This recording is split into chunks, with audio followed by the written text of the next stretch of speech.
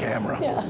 Welcome to Real Art, Surreal Desserts, sponsored by the Fairfield Art Association. I'm Diane Bolte-Silverman, president of the Fairfield Art Association, and this is Richard Dutton, a well-known area artist who will be discussing real versus reproduction art? Whatever. Yes. Okay. And while Richard is teaching us, we are having wonderful desserts here at Regina's. So we hope that you will learn a lot about art from Richard, and I know I plan to. So if you just want to take it away, I guess. Thank you very much. Thanks. I don't know whether I'm going to be better than the dessert. That's what you call heavy competition when you look at what's on those plates. That's all I got to say. Well, what is real art? That's a hard thing to say. There are some rules, regulations, things that you can know to decide that. And that's what I'm going to give you, is that kind of information, so that you know to a degree, and I do say a degree, because there's many little curveballs out there that are sometimes very hard to find out what the real truth is. But I'll give you the perimeters, and I've got a list kind of to go through and how to judge that and so forth. First thing I'm going to show you is every reproduction or every print has some information on it. So I brought my handy, I knew there wouldn't be a bulletin board or and I'll make sure this gets on camera. And you'll see something like this on the print. Say if you're buying a print, whether it's a reproduction or what is called an original print, and I'll explain what the difference is about that. But say if you buy something and it has 3 /50, what does that mean? Number 3 of 50. Right. Front end 50. Now there's all kinds of variations. Obviously, if this number climbs up in the hundreds, more than likely it is not an original print. Now some original prints, which means original art, that means there's no photograph or original thing that they took a picture of and made into a print. That's the difference. That's actually the difference, period. In other words, you have an original artwork, like if you take that oil painting back there, somebody takes a photograph of it, puts it on a drum, and puts it into a offset lithography press or a computer or whatever, that's a print. In other words, it's not the original. On the other hand, things like serigraphs, lithographs, intaglio, whatever the case happens to be, those are original art because there is no original except it.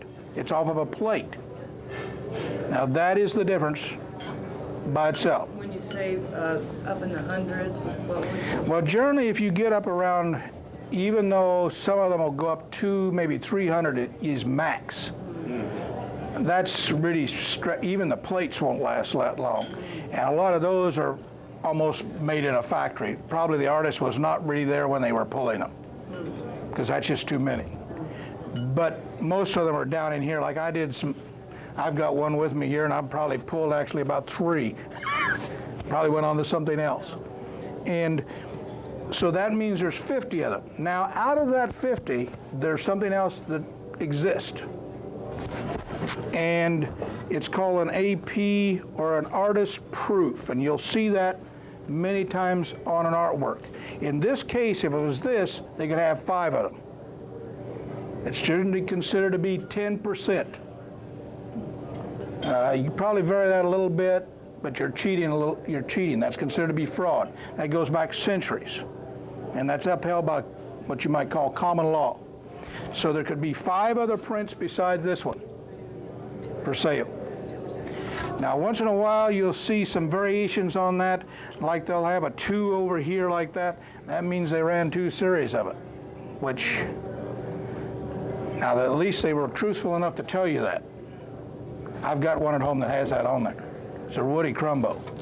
What's the purpose of the artist's print? The artist's proof technically is for him to make a good print. Do they sometimes use it to play with colors? Yes. In other words, they shouldn't generally be like the final product. That might be varied a lot. And sometimes you'll find prints that don't have any numbers that they run, and they'll sell those too, but there won't be any numbers on them. So those could exist too. But unless they have the number, there's no limitation. Once you put the number on there, then that defines it legally. And if anybody does anything beside that, they'll probably get in quite a bit of trouble. But when you see 10,000 or 1,000, you can bet that's an offset lithograph or some computer-generated print. And the reason I have to use computer-generated, there's going to be so many variations on that, I can't use a word at this particular time. Okay? So that's the first thing. Now we'll take a look at the different types of prints.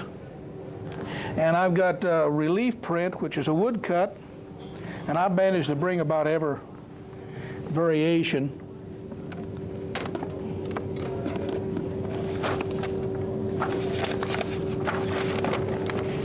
I had to dig deep. This is a woodcut. Okay? And you can tell because you can see actually the wood grain in this one. That's a relief print. Means like a potato print when you were a child or whatever, it's in relief. Hand print, whatever. And this one right here says 720. So that's number 7. Theoretically, the lower the number, it's worth a little more money. APs are worth more money. Artist proofs. So if you want to, I don't know whether you want to pass one of those around or not. You want to pass one of those around, or you want to look at them afterwards, or how do you want to do that? Why afterwards? Okay, because that gets to be quite a... And why would the number 1 have number 1? Well, it's just number 1.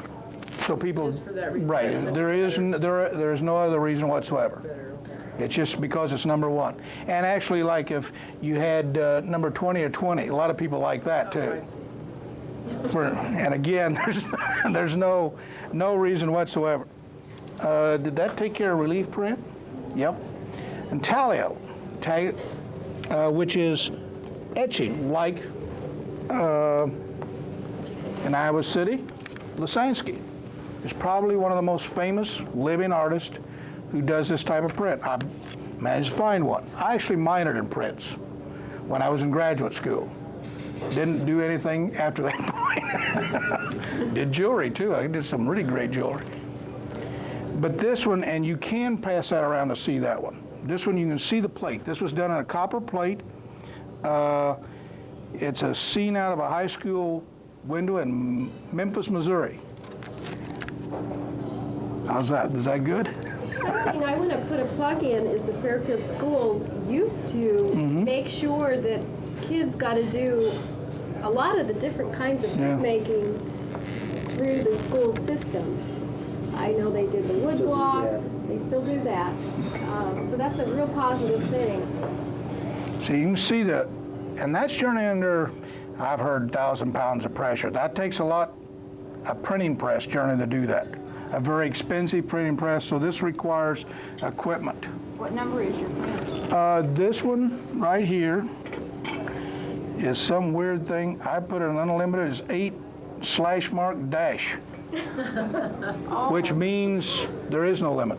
Oh, my. So you keep the But this is number 8. plate, and you can go Right, back and I could print that forever. I don't have the plate anymore, don't know where it is, so guess what? And this is about the only one I have. So I would have a suspicion this might be the only one in existence. So, and that's a really old, I mean, you can tell by the paper. That was probably not archival paper. I was kind of interested in the way Lisansky does it. He mixes plates and then he writes on the back, scratches into the metal, how many there will be. Yeah. But he doesn't print them until they're sold. And so it may indicate that there will be 20 prints, but only 3 of them have been made. Yeah. And as he goes down, he keeps adding more numbers at the back of the plate. You got to be a good record keeper to keep track of what's going on, because I've done some offset prints, and that gets to be very complicated because the numbers are big. Okay.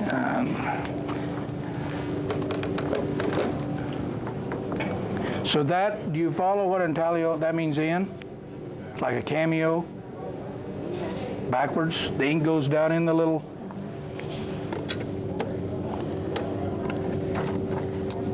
Serigraph, I brought one. I had a window more, but I didn't want to bring a framed one. I got it carried. This is one I should get framed, but that's Serigraph. What is Serigraph? Silkscreen. It's also called, well, that's called silkscreen. Yes. That's good. We had an art show that Diane got a wonderful serigraph. Right. And the artist said basically the difference between calling it a serigraph and a silk screen is the price. Okay. That sounds good to me. Cheap one or the expensive one? That's it. That's a. And see, this one is 7 of 9. Oh. So there are only 9 done of this one. And each one of those colors requires a different piece of silk that isn't generally silk anymore, stretched, and it's essentially a stencil process, just like T-shirts are today. You don't use silk, what do you use? Background. Yeah, or whatever, synthetic material anymore. Now, do you hand paint anything? Because I think on the one I bought, didn't he say that he had hand painted? I think Some so. of those. And you'll find that out a lot anymore. I know a woodcut artist who uses watercolor, and all the color in it is watercolored in by hand. But he still numbers it and everything like that. So there's all kinds of little variations out there. There's remarks, there's tinted etchings, where, in other words, like you'd put a blue sky and a brown foreground. So you find all kinds of variations on the theme. Yeah. And it's like, you know, in a show anymore, they want me to put down what my media is. That's hard. Medium. They want to know what my medium is.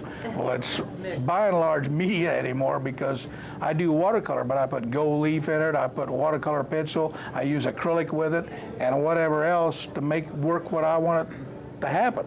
So it's very hard to define, and like there's water-based oil paint. You found out in 3rd grade that isn't possible. And it's great, by the way. Yeah, you need to try that. Water-based oil paint, by the way, is really wonderful. It doesn't, you don't have to use turpentine, you use water. And it smells a little bit like oil, dries same amount of time. It's really good stuff. Okay. And I have something, a colorgraph, or what she called embossed. What are you calling that? Embossed is what she used, colorgraph, which is really collage printing. Okay, here. I'm sorry. And by the way, that on television will be very hard because it's in relief, it's solid white. Yeah, but there's a lot there. Just the shadows in the Yeah. Oh, relief. yeah. Okay. Oh, yeah. See, and there's no ink. It just presses the paper into shape. That once in high school. Right. And sometimes colorgraph uses ink with it. And what it is you glue stuff on and run it through a press. And it's very much like a relief, so it's kind of a variation on the theme. Actually, it works a lot like the intaglio. Yeah, depending on the situation. Yeah. Which Lazansky uses some of that in Oh, he uses a lot of it. sculpture. Well, his teacher was really the kind of the inventor of that, which is the Studio 17, and that goes back at the turn of the century and so forth like that. I don't remember a lot of that. This is a lithograph. Now, this is not an offset lithograph. You think lithograph, you think posters and things like that. But this was done on a stone or a zinc plate with a grease pencil. When that's put on there, it's sensitized with acid, and then you roll on and it sticks to where the lines are. The ink does. In other words, if you roll it, you have water all over the plate and everything like that, and that ink sticks to where you had the grease pencil. I think that's the biggest confusion Right. that I had was lithograph and offset. Right. Offset is the key word, offset, which means that you have a roller here. This is hard to explain without standing there and see it happen. Offset is original. No.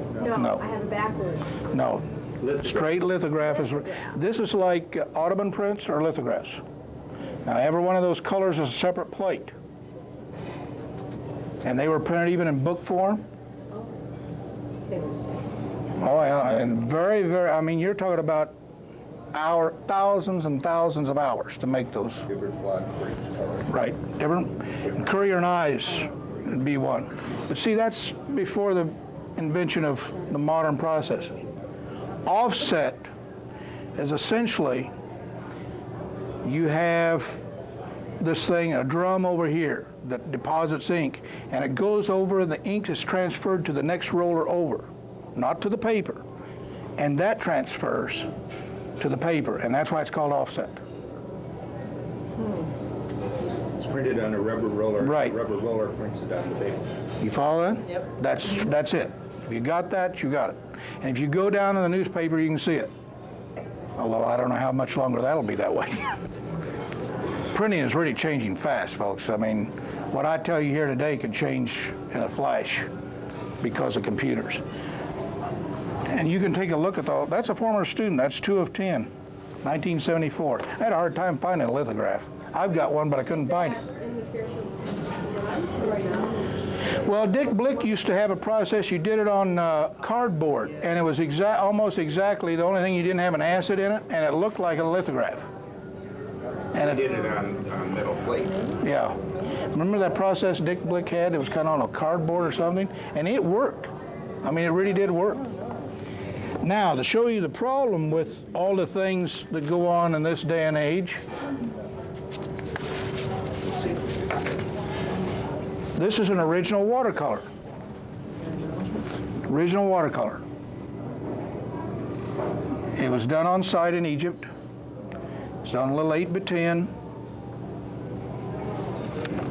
I should have framed this. Do you want to hold one? He's like, And this, here. This is a reproduction done with a computer right in my house. do you have a Scan. color Yeah, copier?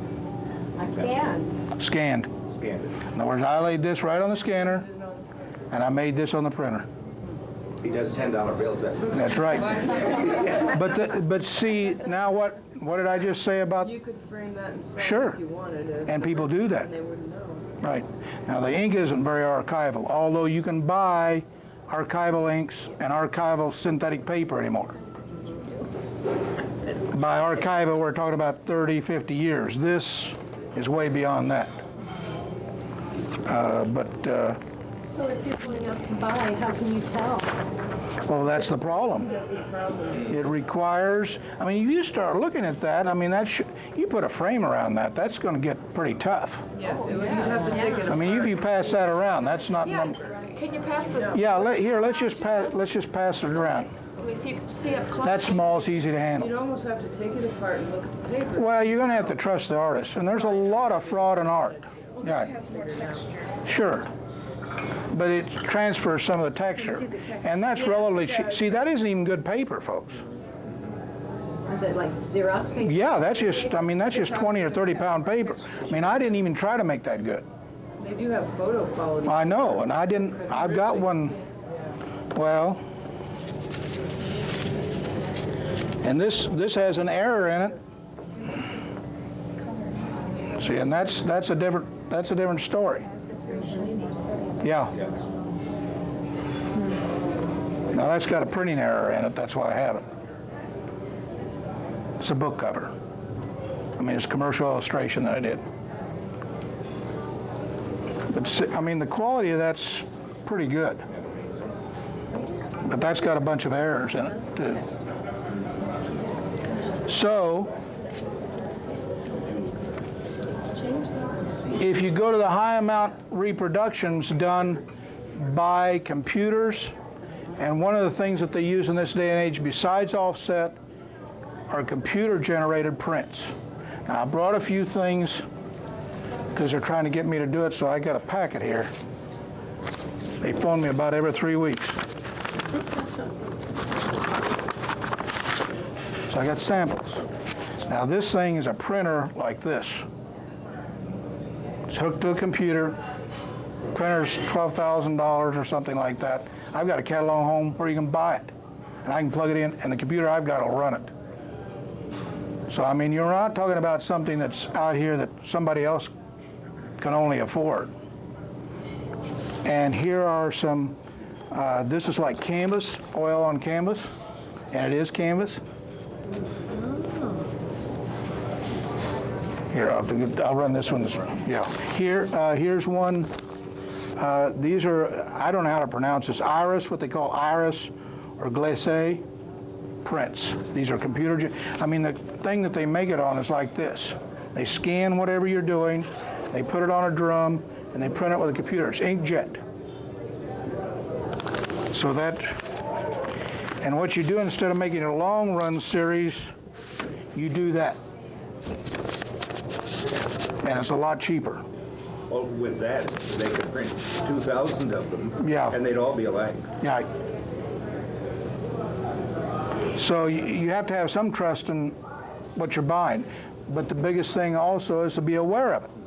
I mean, if you're aware of it, obviously, it's going to make you a different type of consumer. I mean, things are not valuable that there are thousands and thousands and thousands of. People want things that are unique and individual in this day and age. I mean, that's why this restaurant's full. People are chasing that thing which is, and the more reproductions there are, the less you have of them. But there's also a cost factor. And we talked about offset lithography, and that's one, see? And that's one I produced. So and you know what that is, City of Atoma, so. Now, as far as price, hopefully artists are pricing their prints Right. reasonable, where their originals are more valuable. What would be a price difference in, say, this one? This framed and everything would be, I think it's $130. That's right, it's just exactly the way it's framed. The print's $60. Now this size of painting original that I sell is $300 and up. But $300 is pretty normal. So that's the difference. In other words, it's double. And I haven't raised the prices because I do prints. Now, how is this reproduced? This is done on a force color lithographic press that is really extremely high tech. In fact, it was done in Pella, Iowa. And it was a German press. It was computer controlled. I was there when they set this up. The proof prints on this one actually are real. I mean, I was there when and I didn't realize what the cost. They ended up with a pile of paper like this. And this is archival paper. And they ran ream after ream of that, getting that set up. Did you ask for those? Oh, man. I mean, you see that all over. Now, they use the backs. They turn them upside down and stuff. Cut them up and make Oh, man. stationary. The amount of money. But this type of thing allows people, everybody's not going to get an original painting of Atoma from me. They can't do it. Number one, I can't afford to do it, and neither can they. So this allows people to buy one of my paintings. It's not an original, but it is numbered. Now, how do you, when you have that, say, at an art show, fair, how do you identify it? Do you have something, a sticker that would say Well, it has print? no, generally I don't. I would really have, the only art fair I would have that as probably at Atoma. The numbers are down there. It says 208 out of 350. See, that tells you something right there. The name of the thing is in the middle, and then my signature's on the other side. Now, that's just like a Maynard Reese or a P. Buckley Moss. It's all the same thing. And essentially, this is a poster. There is no difference in quality. That's the thing that people have got to understand. And I was going to tell this story at dinner, and I said I wasn't going to give away my spiel. I was at Des Moines at Two Rivers Art Festival. And these people fretted for 2 days over the most expensive piece that I had in the booth. At that time, that's been about 3 or 4 years ago, and it was around $1,000. And they were fretting, and the parents wanted to buy them for it for Christmas, and on it went. And when they finally bought the thing and were carrying it out, they said, "Thank you for selling me the print." After all that. Yeah. Did you tell them? Yes, I actually said, They had the original. yeah, but they did. I'm not sure they really understood that. Not completely. And I think most of you know that. Well, And there is a surface quality Right. in the original that you don't get Right. in those If you could see the original for this, I sold for a lot more than that. I priced it up. Now that's what artists do, though. It's when they do a reproduction, Like I priced the original for this way up the scale. And anything that I do, I tell them was about double the price of my regular stuff. Because you can buy this. So I'm just telling you the way it works. If you buy an original pre-Buckley moss, good size one, costs $10,000. See, most people do not know that she does that. And watercolor is a primary material. She also does etchings, real ones, real prints, not reproductions like this. And those are expensive. So for P. Buckley mosses, people are spending $500, Yes. $700, $800 for posters. Right. And that's what you got to be careful. It doesn't mean, you know, these artists are bad or anything. It just means know what you're buying. I mean, if you want to spend $500 for that, then it's like everything else on the planet. But at the same time, you can go out and buy original artwork for that. I mean, that's the kind of decisions you have to make. I had a friend who bought a print from another artist friend of mine. The person already has a bunch of my stuff, and they came by with the reproduction. And they said, look what I got. I said, well, why'd you buy that? They said, he has the original over there. Why didn't you go get that? You don't need that. He went back, turned it in, and bought the original. He said, thank you. I mean, he wanted what it was, and he was cheating himself in the process. Now, obviously, he had the money to do that. I mean, that's why you eat in this restaurant versus Hardee's. I think one reason the Fairfield Art Association wanted to have you come talk about real art is there are so many opportunities for the public to go to art fairs and events and buy originals for good, reasonable prices versus posters. And we hope that people will go out and support artists by buying an original. And there's some magic to an original. Right. You know. Well, I mean, even if the artists anymore do series, I mean, they do things that are similar. And once you've painted for a long time like I have, you're doing things similar. But it's never like the other one. No. And people say, well, I'd like to have one like that. I said, I'll do something in that realm, but I won't do one like that. I said, those people paid for that.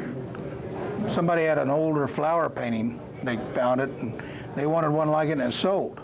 I said, I won't do that. I said, I'll paint the same kind of flowers, but that's about where it'll stop. And I don't do flower paintings. Back about 30 years ago, the school system, through a government grant, bought about 120 reproductions from the New York Graphic Society, which was the best reproduction company in the business at that time. And those pictures were beautifully done. They were reproductions of museum pieces. And as many as 40 plates, color plates, were used to produce them so that they were very they're really good. Correct. But they still didn't look like the originals. I mean, it's like buying a CD. I mean, I've got a very extensive music system.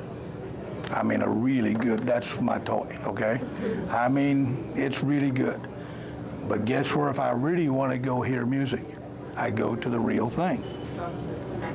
I mean, it's just different. There's a quality there, and that's true with everything, even CDs. And this is my last example. This is a bay up in Scotland. And I made a bunch of these. I went to Office Max and had these done a few years ago, about 5 years. This is 4 of 25. They make wonderful wedding gifts. The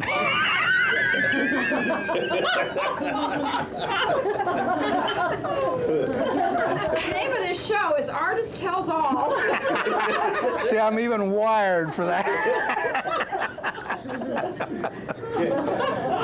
Well, I will do something for a real nice picture of the Fairfield Square, and then make copies and frame them, mat and frame them, take them to the chamber, and they're more or less souvenirs. Sure. They're not supposed to be a work of art. They are a souvenir. But people pick up on that. I mean, and I've given a few of these away. And actually, they're almost kind of valuable because I haven't done that many of them. I mean, see, that's going to happen now, the other side. But I don't think that's very archival. So, but yeah, I've got the original of this. I'm not going to sell it because I was there with a friend in this bay. It's up in Scotland, and I'm just not going to sell the original of this. That's too personal for me. So, Another thing maybe is you could make little greeting cards out of it. yeah, and you can do things like Expect them to be right. archival. But I have a person. I'm going to China, and every year she sends, you know, those postcards. She gets me a postcard, watercolor pad, right. and sends me one. She wants one thing. Yeah, she wants one thing. She wants a postcard from China with a little watercolor on the other. She's got them framed in her house, by the way. She's got a game going there. Okay. Very wise game. She's kind of got me trapped, actually. Hey, I might come up with I don't want any more postcard things. Okay, what do we want to do here next? Well, I brought a few things, and this is another example of, Okay. whoops, my son goes to this fraternity in Iowa City, and they had a fundraiser, and this is the original watercolor. Sure. And you can't tell the difference from here. Well, I thought 2 years in a row, I've photocopied them and matted and put them in a cheap Walmart frame, took them to, they have an auction for the parents, and I wrote on there, this is a copy of an original watercolor. And they still bid $200 to $300. Sentimental. It was a fundraiser. It was a fundraiser, but it bothered me. So, But I mean, that's why you're doing the I mean, that's very hard to get across. I mean, I'd tell students that when I was teaching. I'd go up there and put all that stuff. And even afterwards, it's like, would you explain that to me again? they were, after the auction, they were looking at it, oh, look at all these little lines, and I'm feeling terrible. But, see, and you can't, I mean, standing back here, I can't tell the difference. Because the ability to reproduce anymore is, How did you reproduce these I took it to Walker's. color Xerox? yeah. That's all that How one, will they hold up in light? not very good. My understanding is Years down the road, only 10, four. 10, well, it depends on where it's at, 10. Now, these new glacé things that they are within the realm of starting to be archival. What's called the iris. If you put a UV filter glass on it, that will. Right, that would help. And like this print right here is not on rag-free paper, but it's on archival paper. It's chemically treated, so it's zero in terms of acid. So, and the inks are probably somewhat shaky, but They do have acid-free paper now. So yeah, that's it, yeah. copies of it. No, I didn't want to do anything that wasn't acid-free. I mean, you just can't do that. People, that could be pretty valuable to somebody, a family, Yeah. for who knows what reason. So you've got to do. Now this is, when we went to Two Rivers, some members of the Art Association, to the fair in Des Moines in June. I bought this for my daughter, but it is a print of a watercolor, and it's actually not even signed except in the print. The signature is reproduced. So there could be 1 million of those. I paid maybe $18 for that, but I thought my daughter would like it in her kitchen. I like to use the term reproduction for reproductions and prints Yeah. for original work. But unfortunately, now, did they get that law passed? In some places, it is illegal to use the words other than what he said. Like in Europe, it is illegal to do that. And I'm not sure California isn't that way now.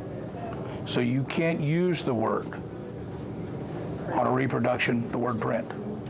They're trying to get that done, but they've never been very successful at it. Now this, I took a class with Michael Conyers from Washington, and this is a monoprint. Right, and I didn't even talk about that. That's an original. It is an original. You bet. And mono is a well-known word. One. But you can try and get more off of it. Yeah. I painted on glass. I took the paper, rubbed it on the glass, and pulled it off, and that's what I had. Yeah. If there's enough paint left, you can do it again. But they it would won't be the change. same. No, it won't be. It wouldn't even be the same So, anyway. Another, Right. And I didn't even put down monoprint. then,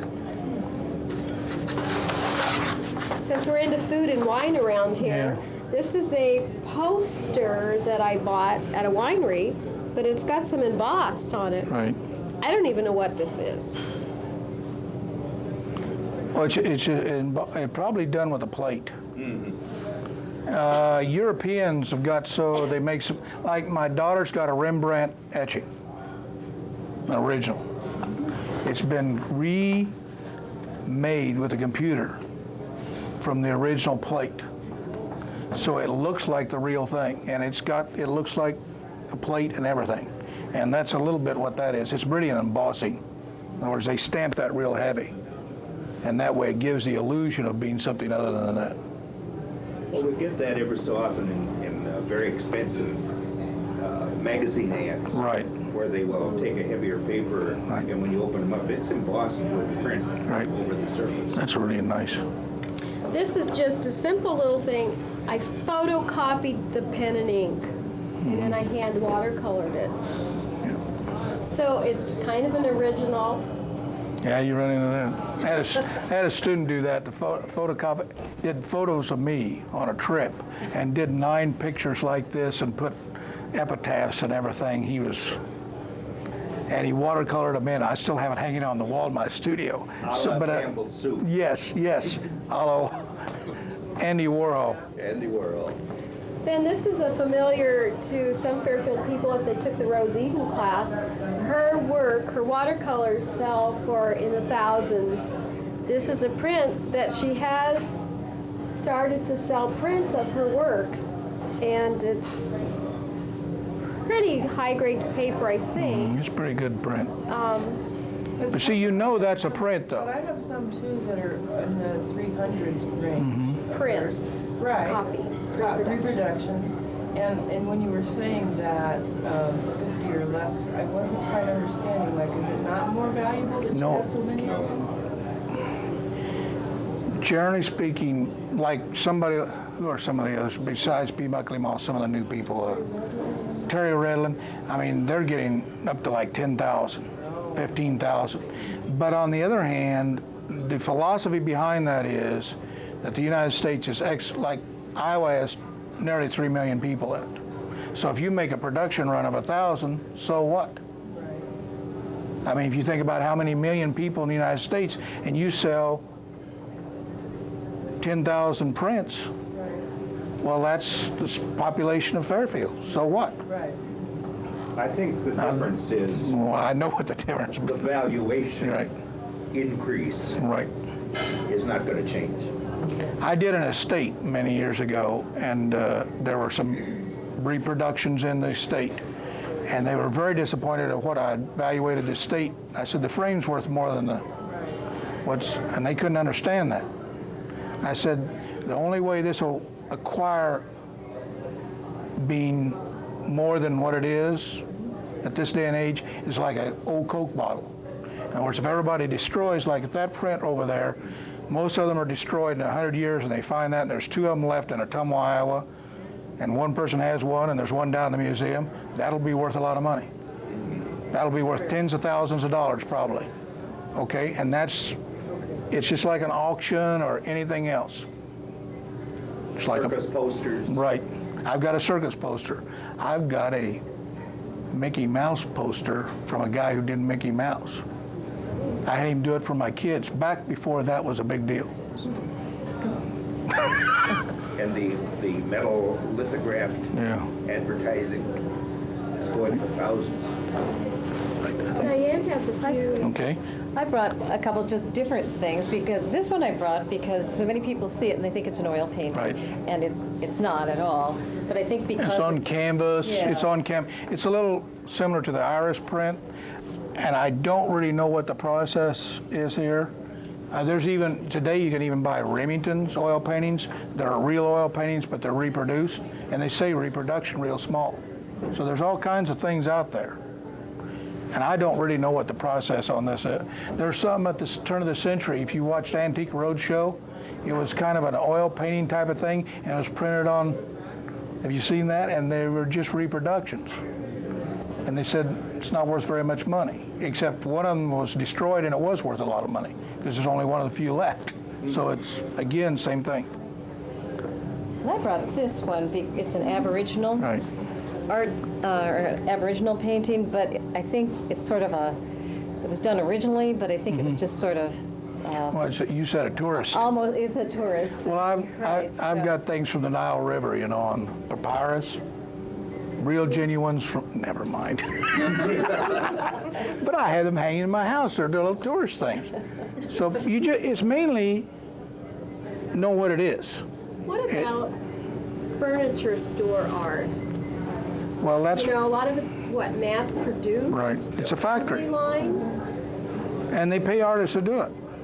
I was contacted a number of years ago. They'd send you the canvases and you'd paint this canned painting. Only you'd do 100 of them, and they'd pay you X amount of dollars, and most of those are kind of factories. Or someone will whip on the tree. Sure. Someone will whip on the mountain and It's magic. soon. It's magic painting on a production scale.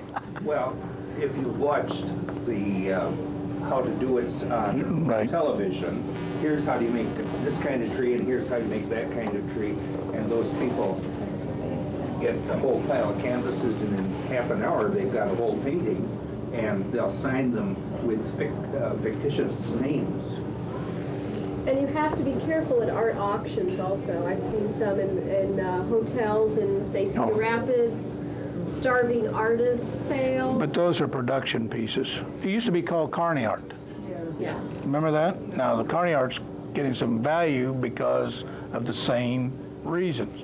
In other words, if there aren't enough of them out there, somebody wants it. I mean, if this was the only teacup left that was like that out of that particular part of the century, even though it's an everyday, and you've seen that, the road show is kind of educating everybody pretty quick. They're all going back up to their attics, digging around and going, what have I got up here? And this is a little like this. This is these things anymore. I had a couple in Ottumwa, had a painting up in their attic, and their aunt had bought it many years ago. And they said, do you know anything about this artist? I said, no, but you better get a hold of somebody before you start.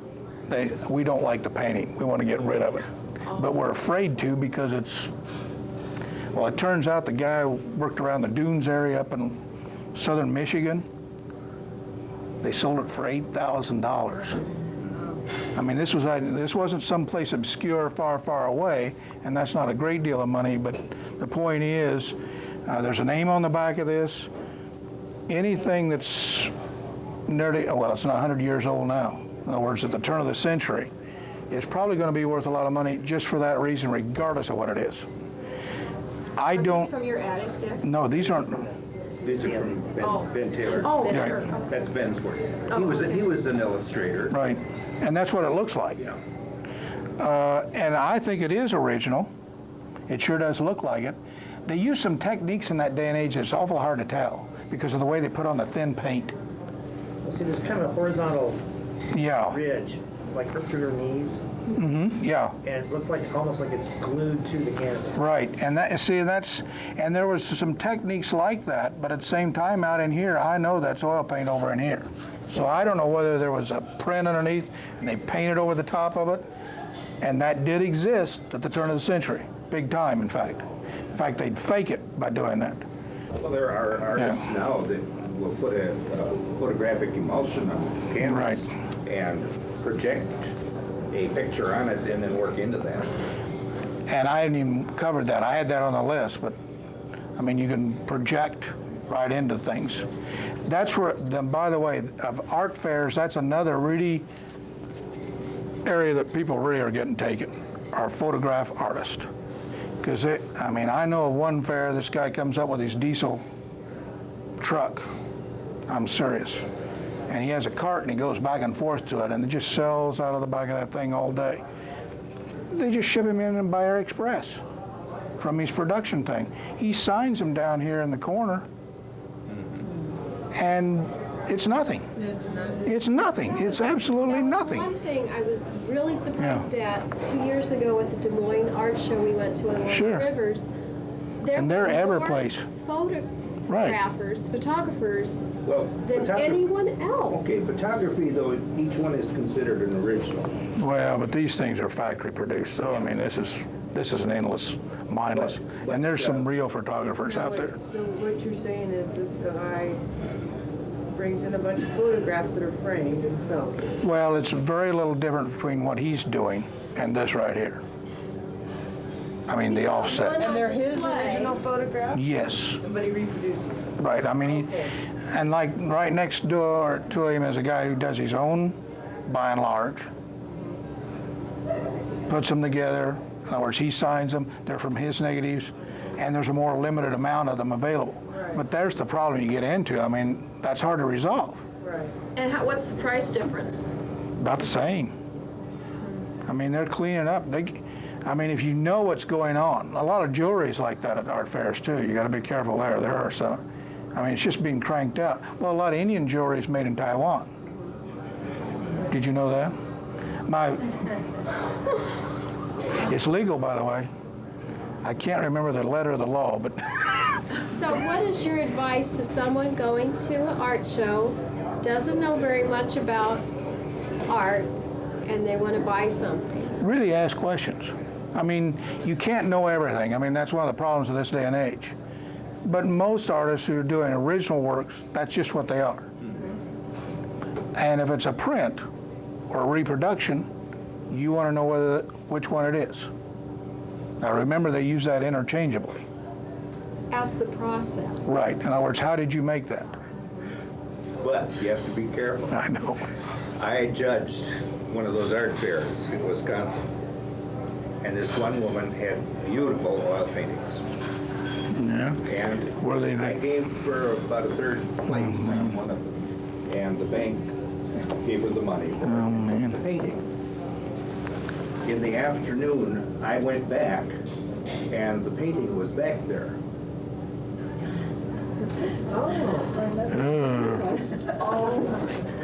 She just painting the same thing over and over? Yeah, it's been done. But on the other hand, I know of an Ong that's that way, a European artist. I know where there's a number of those too, big time artists. And I never have found in a book on. I'm not going to go that story. It's too long, complicated, and I don't have the answer. So here's another one. See, that's chipped down in the corner. Yeah. It's repainted. Yeah. That See, looks like it is mounted somehow. See that? I would say, without knowing, those bubbles in there really scare me. I just don't really know. See down in the corner where the weeds Mm-hmm. have been repainted. Yeah.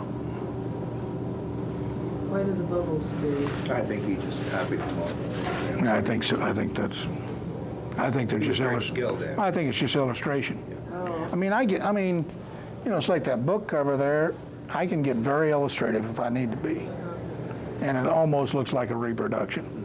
So, I mean, the skill level isn't that hard to come by. So, are we done? Thank you, Richard. Okay. And I hope that the public will ask more questions, support more artists with original work.